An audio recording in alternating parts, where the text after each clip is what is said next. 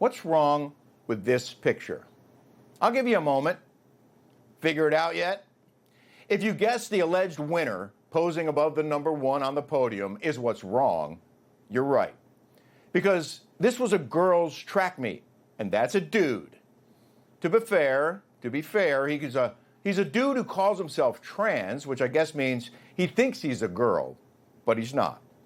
He's the only one on that podium who was born a boy. And because of that, because of his male chromosomes and other male physical traits he entered this world with, he automatically possesses higher bone density and greater muscle mass that gives him an edge over biological girls in almost every sport. He might call himself female, he might dress like one, he might undergo hormone replacement therapy or get certain surgeries to alter his body parts, but he's still a man trying to be a woman. And before I go any further, I want to be crystal clear. I couldn't care less if he or any other male wants to live their life as a female. Go ahead. Just don't expect me to pretend you're something you're not, because just because you say it doesn't make it so. In the same way, if you told me you were a cat or a dog, I'd know you're neither one of those things either. But far more important, do not try to compete against actual, real girls and women in sporting events and steal their medals, their glory, and their future opportunities so you can keep pretending you're one of them when you're really not. Again, play dress up, get surgery, call yourself a female, but don't compete against born females because it's not fair. And if you love women so much you want to be one, you should also respect their right to play sports with others like them, girls who were born girls, because that is the only fair way forward.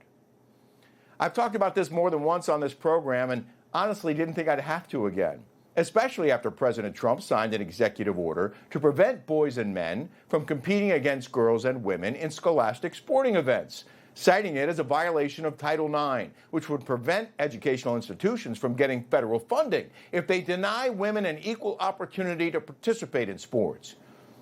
As the White House put it, ignoring fundamental biological truths between the two sexes deprives women and girls of meaningful access to educational facilities, meaning educational sporting programs. The executive order also mandates boys and men stay out of girls' and women's locker rooms, a common sense rule most women and most parents of girls wholeheartedly support. Except it keeps happening. In this most recent case, a transgender California high schooler dominated a girls' track and field event over the weekend, claiming 3 first-place medals in girls' events, including the high jump, when he beat the runner-up by almost a foot. A.B. Hernandez, a senior and biological male at Jurupa Valley High School, swept the Roosevelt Invitational meet, clearing 5 foot 8 inches on the high bar, with the closest girl clearing 4'10", and also stole first in the girls' long jump and triple jump. He also broke records at the VS California Winter Championships and currently holds the #1 U.S. ranking in the girls' triple jump for the 2026 outdoor season.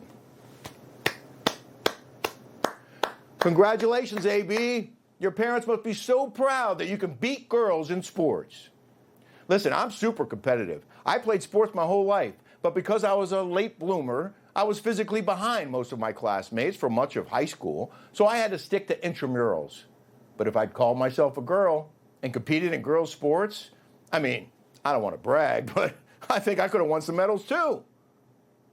There are countless examples of other men who couldn't hack it in men's sports, like William Thomas, who you may know as Leah Thomas, who swam for the men's team at the University of Pennsylvania before switching to swim with the girls.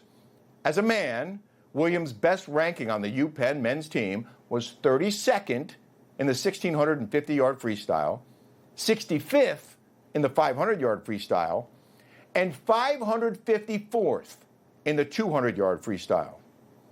When he started calling himself Leah and swimming in a female one-piece swimsuit, Thomas broke several women's records and won the Division I national championship in the 500-yard freestyle, the first transgender athlete to win a D1 championship in any sport. Way to go, buddy. Before transitioning, Thomas ranked number 462 among male swimmers in the NCAA. As a woman, he jumped to number 1. He not only stole the glory of winning from real women, he stole opportunities for scholarships, endorsements, and even just a roster spot for a female, a real female, on the competitive bubble. There's nothing fair about this.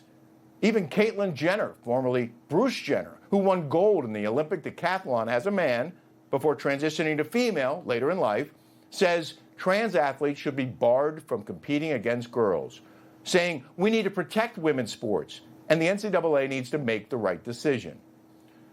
Well, they did in the case of Leah Thomas, who was stripped of her medals.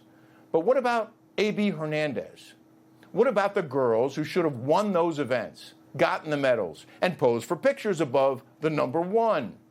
What about them? And the girls who failed to make the team because a boy took their spot, possibly costing them a chance at competing at the collegiate level since they were denied the chance to compete and grow into their sport in high school.